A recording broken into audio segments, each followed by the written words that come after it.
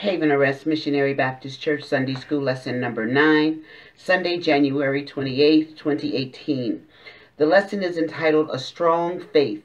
The lesson comes from Daniel chapter 10, verses 10 through 19. We were asked to read Daniel chapter 10, verses 1 through chapter 11, verse 45. The place is Babylon. The time is 539 BC. Our last lesson centered on the prayer Daniel prayed in response to reading the words of Jeremiah. After the prayer, Gabriel appeared and explained to Daniel that he had been sent in response to Daniel's prayer. Gabriel referred to Daniel as greatly beloved, Daniel 9:23. In our lesson this week, once again, a heavenly visitor responded to the prayers of Daniel and again referred to him in the same manner. Chapter 10, verses 11 and verse 19. God's love for Daniel was extensive and complete, as it is for all believers. As his children redeemed through the substitutionary sacrifice of Christ, we are greatly beloved by God. Each individual follower of the Lord is uniquely special in the heart of God. Our culture tends to become less personalized with the addition of new electronic devices and popularity of social media.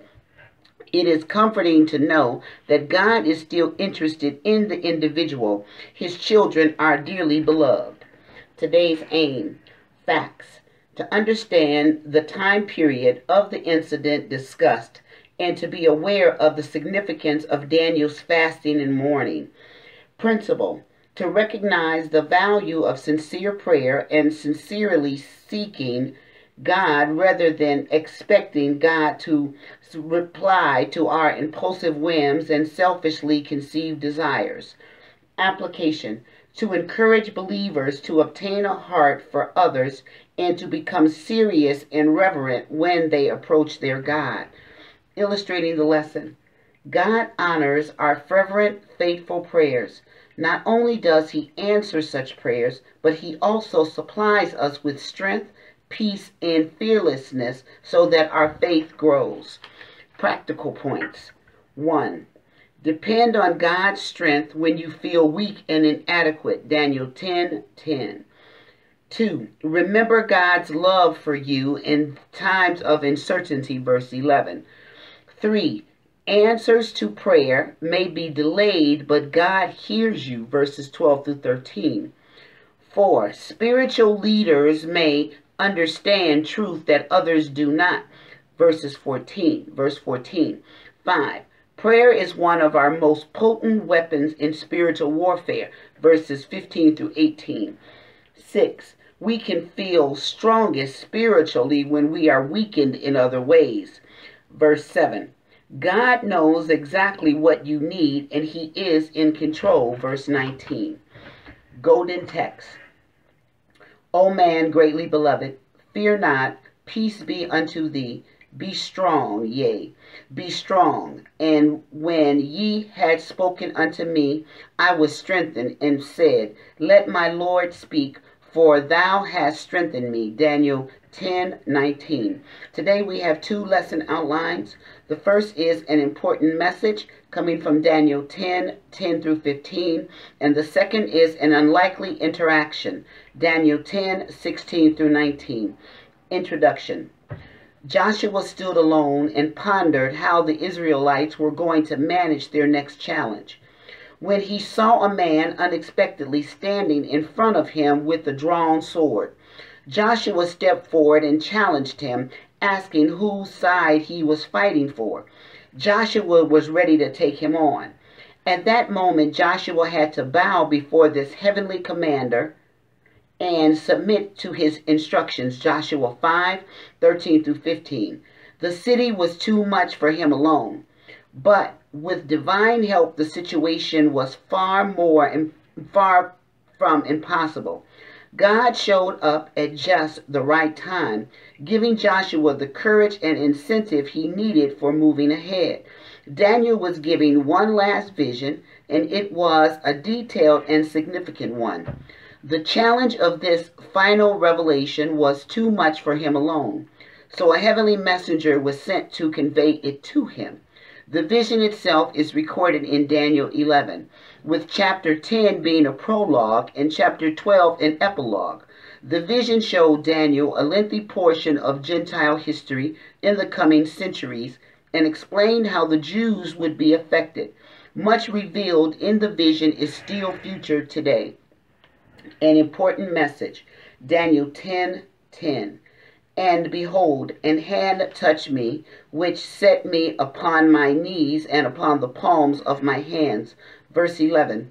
And he said unto me, O Daniel, a man greatly beloved, understand the words that I speak unto thee, and stand upright, for unto thee am I now sent.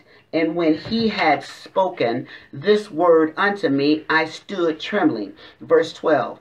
Then said he unto me, Fear not, Daniel, for from the first day that thou didst set thine heart to understand and to chasten thyself before thy God, thy words were heard, and I am come for thy words.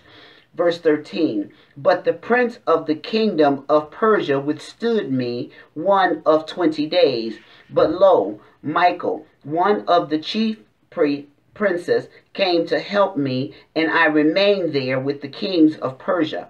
Verse 14, Now I am come to make thee understand what shall befall thy people in the latter days.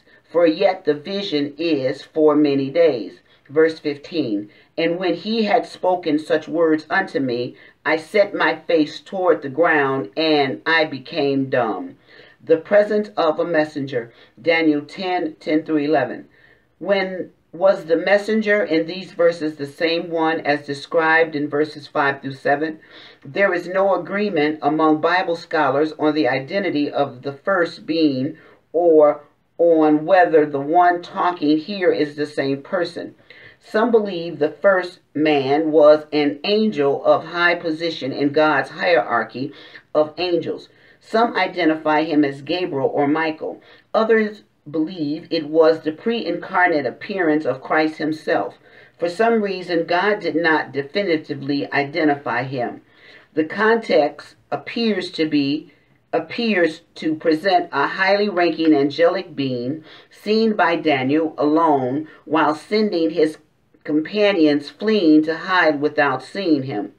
This man, cloth and linen, Daniel 10:5, reappears when he held up his right hand and his left hand unto heaven, and swear by him that liveth forever. 12:7. Daniel became weak in his presence and fell to the ground as if in a coma. 10:9. As he lay there, he felt a hand touch him, strengthening him enough that he was able to get up on his hands and knees. The messenger who addressed Daniel now may well have been the same one who appeared to him earlier. The first thing he said assured Daniel he was greatly loved by God. Daniel 9:23. The Hebrew term used in 10:11 could be rendered a man of delight. Daniel was a source of delight to God. This amazing truth should challenge every one of us to ask ourselves, do I live in such a way that I am a source of delight to God? God becomes very personal to us when we realize that he is aware of every one of us individually and not merely as an instinct group, part of a large group. We must also realize, however, that while we are all special to God, there are some to whom he decides to reveal himself in special ways. He sometimes does this for a person who has been totally devoted to serving and pleasing him. The life of Daniel reveals such a devotion. The messenger had come to give him new understanding of things to come. Even though the message would involve new revelations, it was not going to be a mysterious enigma. It was going to be clear. Daniel was then instructed to stand on his feet in order to properly receive this messenger who had been specifically sent to him. As he did so, he continued to tremble. The opening verses of this chapter tells us that Daniel had been mourning for 3 whole weeks. This might have been his response to what was happening in Jerusalem. The first group of captives had returned to Jerusalem, reinstituted sacrificial offerings, and began to rebuild the temple, but there was much opposition. The reassurance from the messenger, Daniel 10:12 through 13.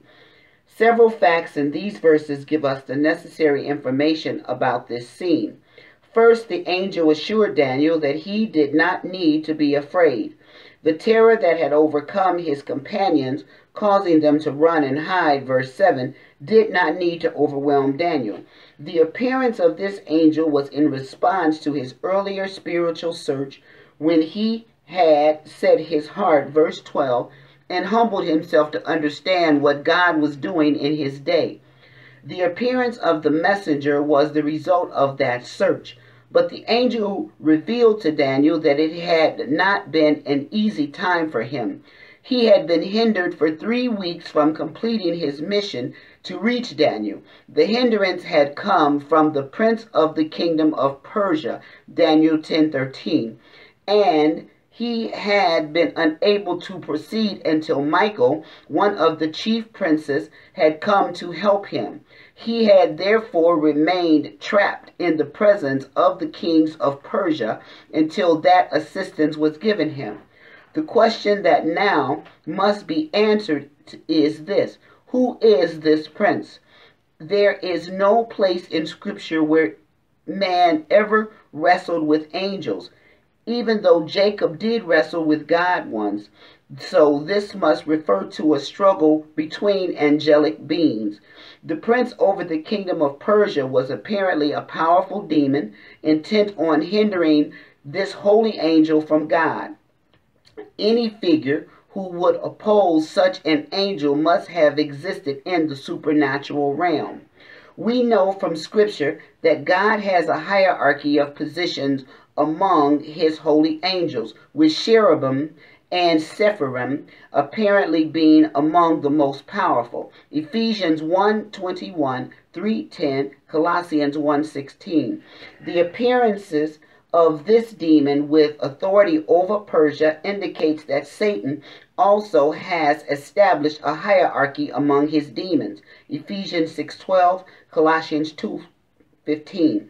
Since Satan seeks to replace God and in some sense imitates his work, note, for example, the unholy trinity evident in Revelation 13, this is not surprising.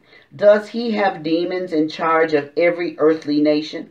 We often see Satan and demons portrayed today as cute little beings with forked tails and a spear in hand. What is described in this incident, however, should reveal to us that these are powerful beings. We should not make light of them. The one demon who opposed the angel in his headway toward Daniel clearly was an incredibly strong being, because the angel was unable to continue his journey until receiving help from none other than the archangel Michael, Jude 1:9.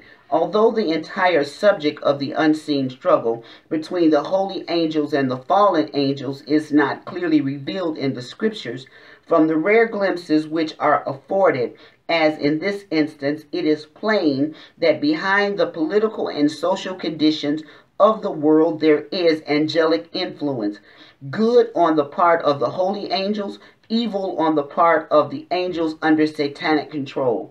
This is the struggle to which Paul referred in Ephesians 6:10 through 18.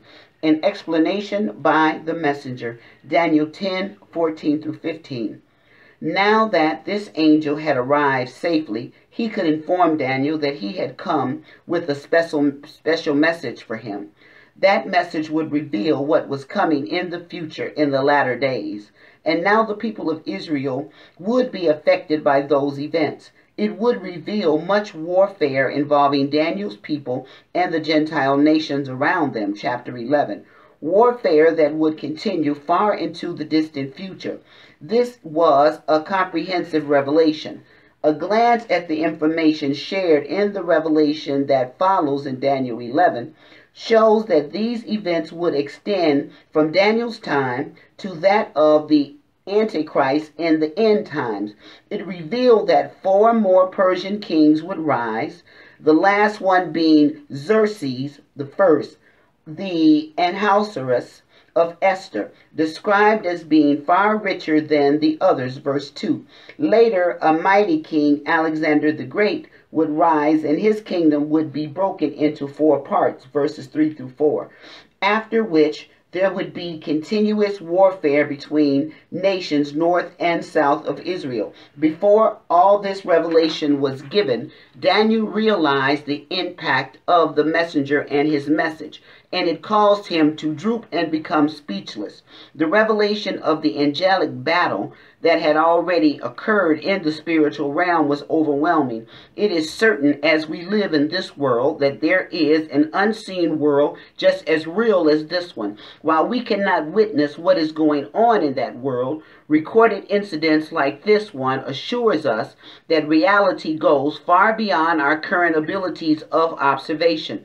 The prophet Daniel realized the great significance of God's plans for Israel, and once again he fainted and was unable to speak. Here he had been involved in a cosmic spiritual conflict and didn't even know it. And the Lord was using some of his highest angels to answer his prayers. This certainly lifts prayer out of the level of a humdrum religious exercise and shows it to be one of our strongest and most important spiritual weapons. An unlikely interaction. Verse 16, and behold, one like the similitude of the sons of men touched my lips. Then I opened my mouth and spake, and said unto him that stood before me, O my Lord, by the vision my sorrows are turned upon me, and I have retained no strength. Verse 17, for now can the servant of this my Lord talk with this my Lord. For as for me, straightway there remained no strength in me, neither is there breath left in me. Verse 18, then there came again and touched me one like the appearances of a man, and he strengthened me. Verse 19, and said, O man greatly beloved, fear not, peace be unto thee. Be strong, yea, be strong. And when he had spoken unto me, I was strengthened and said, let my Lord speak, for thou hast strengthened me. Daniel's overwhelming weakness. Daniel 10:16 through 17. Daniel's inability to speak was short-lived, however, because suddenly and unexpectedly he was touched on the lips by someone who had the similitude of the sons of man. This apparently indicates someone who appeared in human form, though we can be quite certain that it was another angel, if not the same one who had been speaking to him. Since there are a number of incidents in the Bible where angels took on human form, this is not out of the ordinary. This touched enabled Daniel to speak again. Daniel's repeated encounters with angels make us realize that in God's eyes, he was a chosen vessel for receiving and communicating God's messages to people. In Daniel 7:16, he was able to ask an angel to explain to him the meaning of the 4 great beasts he had just seen, the vision of the Ancient of Days, and the night vision of the appearance of the Son of Man. In 8:15 through 19, Gabriel came to him and explained the vision of the ram, male goat, and little horn. In 9:21 through 22, Gabriel came to explain another revelation. On this occasion, after Daniel was again able to speak, he tried to explain his reaction to what he was witnessing. Everything he was seeing was overwhelmingly sorrowful, and he was left without physical strength. When we can hardly comprehend the magnitude of this situation, for it was something the likes of which we have never personally experienced. Here was Daniel in the presence of angels, hearing things he had never heard before, and the significance of the message was beyond normal human understanding. In light of what was happening around him and what was being revealed to him, Daniel asked how he could even converse with this angel as he experienced his physical reactions. He could hardly catch his breath, let alone talk. Daniel had been weakened at the appearance of the messenger, 10:8, 7:15, 8:27. Now he was also overwhelmed, speechless, 10:15, at learning of the angelic demonic conflict that delayed the answer to his prayer. Moreover, he was overcome with anguish, verse 16, at the content of the vision of Israel's continued suffering. He was left totally dilapidated and gasping for breath. Daniel's renewed strength, Daniel 10:18 through 19. The same angel then touched Daniel again, and he was infused with physical strength. This was the third time during this incident when he was touched by an angel and given strength. Verses 10 and 16. We cannot help remembering that even the Lord Jesus was once strengthened by an angel. Luke 22:43. Luke tells us that he was in agony at the time, verse 44, as he faced the coming cross. So he was in great need of encouragement and strength from his Father. It should be encouraging to us when we read that the angels are all ministering spirits sent forth to minister for them who shall be heirs of salvation. Hebrew 1:14. The salvation referred to here lies in the future of our ultimate destination, being with God and away from the very presence of sin forever. That means the angels, as ministering spirits, are used by God to care for us, his children. Whether or not we have individual guardian angels, we can be sure of their help. This angel's earlier touch had restored Daniel's voice. Now the angel touched him and strengthened him physically. The message was, O man greatly beloved, fear not, peace be unto thee. Be strong, yea, be strong. Daniel 10:19. There were no words of condemnation to Daniel, only reassurance. God was not critical of Daniel's inability to be strong in the face of such stupendous revelations. Rather, he was more than willing to help him move ahead with his help. He is equally gracious to us. After being strengthened by the angel, Daniel felt ready for receiving the rest of the revelation. So he told the angel to continue with his message. This helps us realize how God's children can have a sense of peace even under the duress of hearing bad news. The angel's response was a question. Did Daniel now understand how he had come? Daniel 10:20. He then revealed that he would once again face unseen enemies. Daniel's faith was strong, but even he needed God's help. Certainly we do too. Questions. 1. What did the heavenly messenger do for Daniel when he touched him, and how did Daniel respond? 2. Of what did the messenger assure Daniel, and what did that mean to him and to us? 3. What had made it hard for the angel to get to Daniel? 4. Who was involved in the supernatural battle that took place? 5. What does this text reveal to us about demons? 6. What was the message from the angel going to be about, and what period of time would it cover? 7. Why did Daniel become speechless at the angel's revelation? 8. How was Daniel's ability to speak restored? 9. What do Daniel's repeated encounters with angels show us? 10. What did the strengthening that Daniel received prepare him for? This concludes the lesson for Sunday, January 28th, 2018. Thank you for listening. God bless.